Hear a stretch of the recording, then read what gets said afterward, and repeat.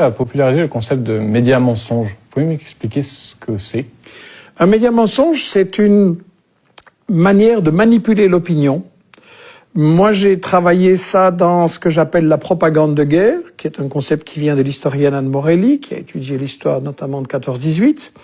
Et la propagande de guerre, ça consiste à manipuler une opinion. Si on est les États-Unis ou la France et qu'on décide de faire une guerre contre un pays, on va évidemment pas dire on veut voler son pétrole, son gaz, ses richesses, on veut contrôler la zone stratégique, ça on peut pas dire. Et donc on va dire que on vient pour la démocratie, pour protéger les minorités, pour émanciper les femmes, contre le terrorisme. Ça, c'est le prétexte parfait, parce que s'il n'y a pas des terroristes quelque part, on en amène quelques-uns et le prétexte est tout trouvé. Et donc, la propagande de guerre, pour moi, ça se caractérise par le fait de toujours cacher les intérêts économiques, de toujours cacher l'histoire, c'est-à-dire le rôle que les puissances coloniales ont joué dans certaines régions pour diviser, pour régner, pour dresser les peuples les uns contre les autres et garder le contrôle. Ça se caractérise par démoniser l'adversaire, c'est-à-dire présenter des images de préférence qui le montrent comme un monstre, comme un grand danger, etc. Inverser l'agresseur et l'agressé. Meilleur exemple, Israël et la Palestine. On n'arrête pas de nous dire que les Palestiniens attaquent Israël. C'est quand même curieux. Israël les a chassés de leur pays, donc c'est lui l'agresseur. Et le cinquième principe de la propagande de guerre, c'est monopoliser le débat, c'est-à-dire empêcher... Vous savez, quand il y a une guerre, il y a toujours forcément au moins deux avis. Et donc, un spectateur devrait entendre les deux avis pour se faire son opinion. Et nous, à la télé, on a un seul avis. Il n'y a pas de débat contradictoire. Il faut toujours être pour la guerre. C'est patriotique, c'est humanitaire. Et donc voilà, ces 5 principes de la propagande de guerre, c'est ça qui est derrière ce que j'ai appelé le média mensonge.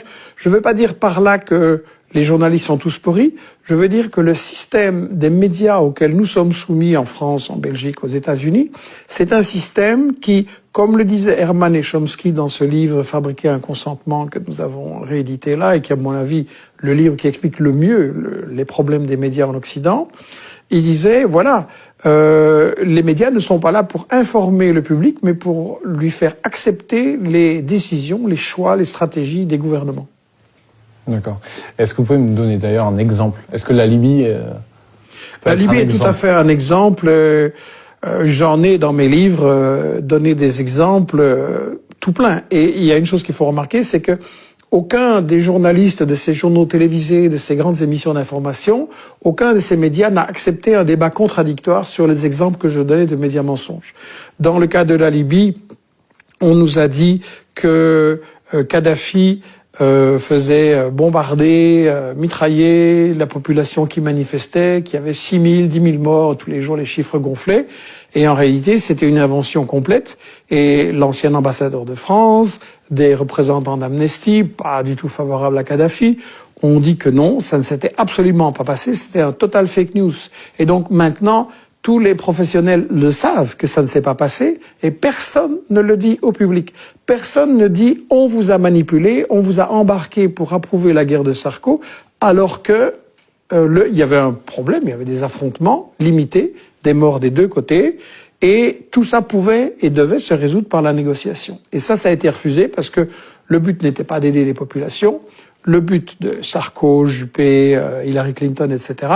était de faire main basse sur l'argent, sur le pétrole de Kadhafi, sur ses réserves en argent, un pays qui n'était pas endetté, c'est extrêmement rare, qu'on ne pouvait pas faire chanter, et un pays qui servait de banquier alternatif, de FMI alternatif pour les pays africains qui voulaient échapper au chantage justement du FMI, de la Banque mondiale, des multinationales, et qui leur faisait un développement. Donc on a vraiment tué un peu un sponsor de l'Afrique en l'assassinant, ce qui était le plan depuis le début. Donc la campagne de Libye, c'est vraiment un festival de fake news. Et la grande question, c'est pourquoi les journalistes qui ont fait ça refusent qu'on en débatte et qu'on en discute maintenant? Pourquoi il faut tourner la page et oublier ce qui s'est passé? Alors que les résultats sont catastrophiques. On nous avait dit on va apporter la démocratie. C'est quand même rigolo. En Libye, maintenant, vous avez 2 ou 3 ou 4 gouvernements. Vous avez la chasse aux Noirs, la chasse aux immigrés, la chasse aux femmes, vous avez de l'esclavage, c'est un foyer de terrorisme. Donc c'est catastrophique l'intervention de l'Occident.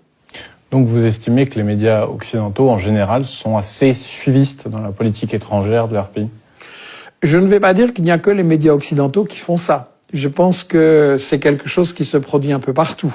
Mais moi, je travaille là où je vis, sur ce que je lis, ce que je vois, ce qui influence les gens qui sont autour de moi. Donc je pense que dans chaque pays, c'est quelque chose qui doit être fait. Mais effectivement, les médias occidentaux sont plus que suivis, ils sont complètement intégrés. On va revenir aussi sur votre parcours.